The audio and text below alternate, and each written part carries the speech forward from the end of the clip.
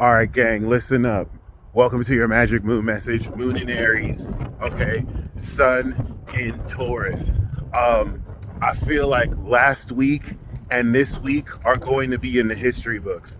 And not necessarily because of the cultural significance, as just related to what you see going around in hip hop. But if you look at the concept of what's happening, it's going to be copy and pasted throughout the rest of other higher level conflicts. I want you to just, if you take what's happening, let's say in hip hop and rap right now, and you were to take the concept of that and then you extrapolated it to like other areas, it's very important to kind of study and examine the events of last week as it relates to the moon being in Aquarius, then being in Pisces, and everything happening, perspectives changing. And that's what's going to help you understand this moon in Aries. Okay. So I don't want you to think that I'm tying what's happening in hip hop to this, but I'm going to use what's happening in hip hop as a reference. Okay. I want you to go back to moon in Aquarius, and then I want you to go to moon in Pisces a couple of days ago. And it's very important because that's the best way to demonstrate how this works. The moon went through Pisces over Saturn. Someone had a lunar return and they proceeded to spook people out. But they proceeded to completely, Saturn, change the narrative and perception of what people believe. Okay? And the reason why that's important is because the moon in Aries is now the understanding of not only pushing that forward, and now this is outside of like just whatever is happening online or in the culture and just in period. This is very significant because now that this perspective is beginning to change, everything about this with Saturn in Pisces is generational. Let me use hip hop as an example, by the way. So for example, 30 years ago, when Saturn was in Pisces during 95, culturally significantly, as an example, what people of that era were saying was, how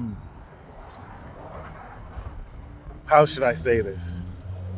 They were saying that, like, let's use diss tracks for an example, right? They were saying fuck Jay-Z, right? Or they were reciting Takeover. You know what I mean? The 95 chapter brought through the early 2000s. And so that's what was being said back then. Saturn is back around. We're coming into the new generation. And a lot of people are going to be saying, oh, V-ho. And that's just an example. This isn't necessarily me taking sides, but you're seeing how the generational impact is changing. We're coming into new cultural generational sayings. This comes down to lingo, Gen Z lingo, if you know what I mean. So the moon in Aries is applying this collective perspective, and it's helping everybody understand where they stand, okay? The moon in Aries and moon in Libra is so iconic because, and that's why I want to use what's happening in hip hop as an example, but we can also use what's happening in Palestine as an example too. South Node in Libra is the social divide.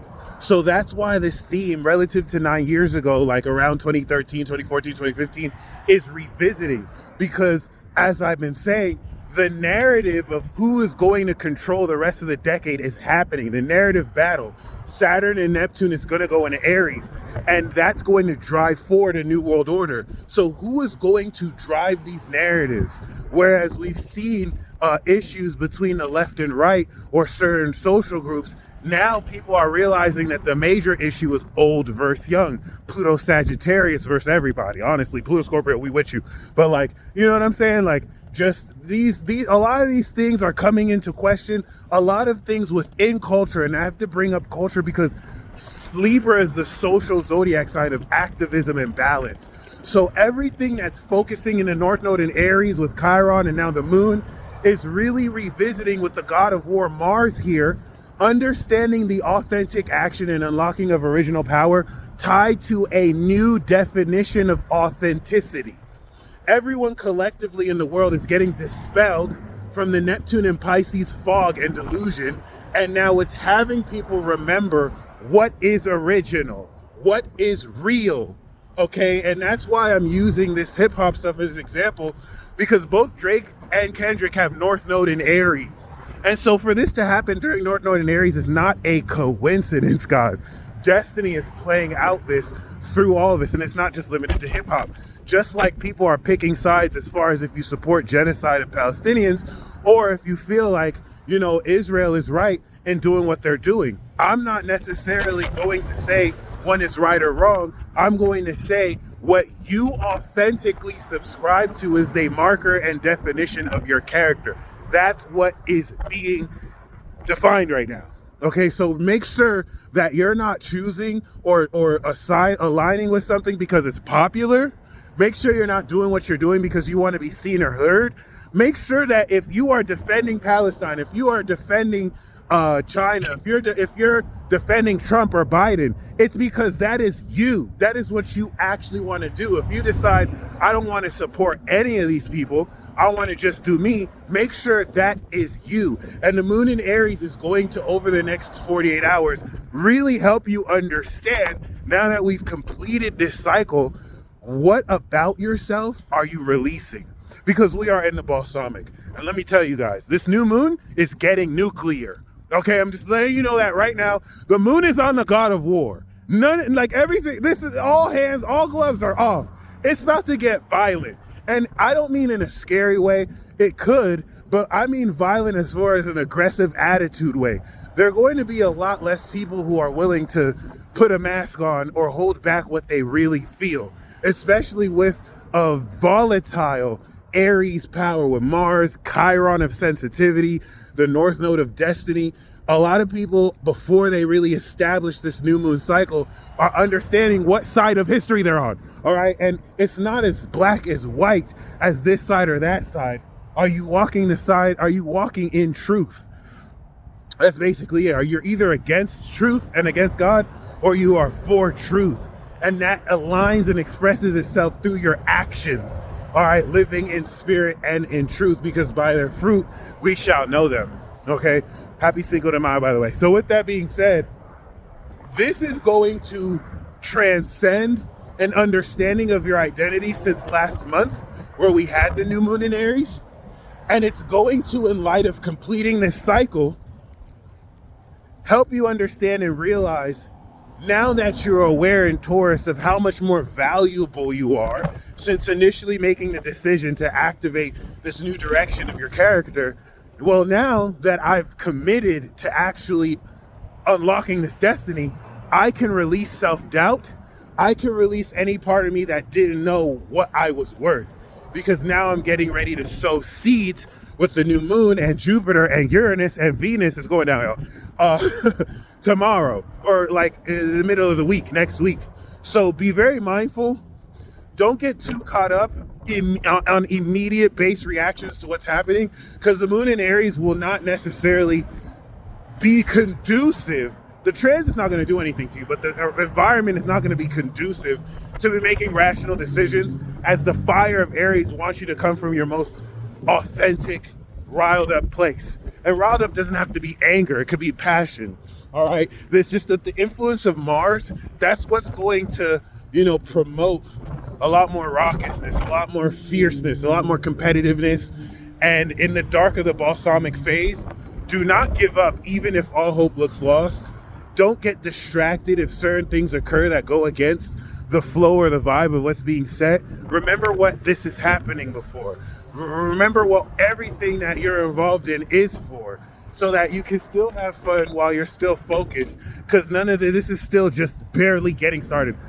New moon in Taurus is literally the middle of the first quarter. And then we're going to have new moon in Gemini, which is going to bring the first quarter to a close and produce the effect. And a certain Gemini is not keeping his foot off of the flow. And when we enter that Gemini season, we're all going to know what's good. So before that, I just want to say, really, really, really ask yourself what you understand about yourself during this period, what you understand about yourself that now makes old values you've had about your worth and who you are obsolete.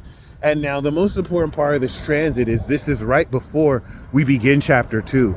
The moon unlocking with Mars in the North Node is not only helping you understand what you have to do to now finally unlock your personal mission that Mars later on in the week will activate, but it's also helping you understand more the activation of supernatural powers that the new moon in Aries had activated 4.5 weeks ago, or 3.5 weeks ago to 4 weeks ago. So yeah, very, very, very, very, very exciting. All right. Don't get so caught up in maybe events that occur, which will happen very quickly, one after the other. Don't let all of that distract you from who you have decided you are. You know what I mean? Don't be like people switching sides because information's getting released and now you don't know. Stay focused on the core of what made you walk in that direction in the first place, so you don't necessarily get tripped up by misinformation or just, rumors and gossip. Regardless, this is definitely going to be one for the books as far as a transit, and I have to establish the perceptual change of your behavior through the moon in Pisces is being applied in Aries. This is going to light a fire in everyone's soul, as this will now prepare to ground with the new moon in Taurus, which will get nuclear. I'm just letting you know that right now. New moon in Taurus is going to get very nuclear. Uranus, Jupiter, we're getting ready to establish a new precedent in the way we culturally respond significantly to events, and how you as an individual chip in your 2 cents or $1 million or worth. We're getting ready to pass go and collect 200 million thousand, okay? Or just 200, but regardless, or no, 200 billion, but 200 infinity. But regardless, yeah, really pat yourself on the back. This is a great balsamic phase to review. We're clearing the field, and you're going to be revealed very transcendent insight about who you are becoming and everything that is worth. This is going to unlock an understanding of the identity of your powers, of your ability, of your power, in a way that now enables you, when the new moon goes into Taurus, to manifest it, to materialize it, to bring it to form. And what you may understand will betray everything that you have been thinking about yourself up until this point, because you are no longer the person who you were. You have since then evolved. So any kind of inconsistencies through that North Node and Chiron portal will heal, and whether through being triggered or whether through, feeling it, going through it, you this will require 12th house Pisces of ego, surrendering your ego, calling yourself out if you're being inauthentic, and if you are being authentic, maintaining that authenticity. All right, you guys stay blessed. You ladies and gentlemen, you stay blessed. But be very mindful in that dark of the 12th house or the balsamic phase. A lack of integrity or false scares or pressure being put in to almost shame or guilt you for standing for something is really all that could be done to stop you. So if you're not a coward and you have the will to stand on your values, that really will secure you victory. Don't necessarily, in the dark of this balsamic phase, in the moon of Aries of the individual, make you feel alone for standing up for what you believe in. That's the balsamic test. Are you going to fold even if you're the only one who stands on it, and establish this as a new precedent, or are you going to stand on it and establish it, or are you going to fold in front of pressure? You're going to stand on it and establish it as a new precedent in integrity, because what you reap, that's what you sow. What you sow, that's what you reap, rather. Okay? And this is going to prepare you to sow the most extraordinarily innovative seeds for 12 years coming into the next cycle. You guys stay blessed as always. And until next time, peace.